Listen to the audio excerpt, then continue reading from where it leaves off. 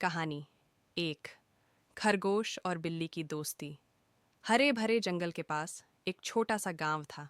गांव के पास एक नन्हा खरगोश रहता था जिसका नाम गोलू था। गोलू बहुत चंचल और दयालु था। एक दिन वह गांव के रास्ते से गुजर रहा था, तभी उसने सड़क के किनारे एक घायल बिल्ली को देखा। बिल्ली कराह रही थी। शायद किसी ट्रक ने उसे टक्कर मार दी थी। गोलू तुरंत उसकी ओर भागा और बोला, तुम ठीक हो? बिल्ली दर्द से बोली, नहीं, मेरा पैर बहुत दुख रहा है, मैं चल नहीं पा रही।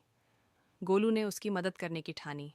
वह पास के खेत में गया, कुछ मुलायम पत्ते और जड़ी बूटियां इकट्ठा कीं और बिल्ली के पैर पर पट्टी बांध दी।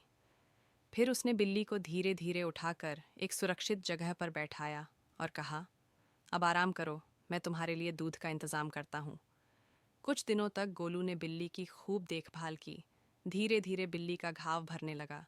एक दिन जब गोलू जंगल में फल इकट्ठा करने गया, तभी झाड़ियों से एक भूखा भेड़िया निकल आया।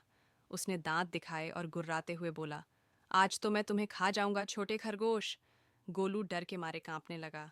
वह जितना तेज भाग सकता था भागा, लेकिन भेड़िया उसके पीछे था। तभी एक पेड़ के ऊपर बैठी वही बिल्ली गोलू को देख रही थी। उसे तुरंत याद आया कि गोलू ने उसकी जान बचाई थी। बिना समय गंवाए वह छलांग लगाकर भेड़िए के चेहरे पर कूद पड़ी और अपने तेज नाखूनों से उसके मुंह पर खरोंच मार दी। भेड़िया दर्द से चिल्लाया और वहां से भाग गया। गोलू ने राहत की सांस ली और बिल्ली से कहा, तुमने मेरी जान बचाई, धन्यवाद दोस्त। बिल्ली मुस्कुराई और बोली, जैसे तुमने मेरी मदद की थी वैसे ही मैंने तुम्हारी की। दोस्ती का यही तो असली मतलब है। उस दिन के बाद से गोलू और बिल्ली गहरे दोस्त बन गए।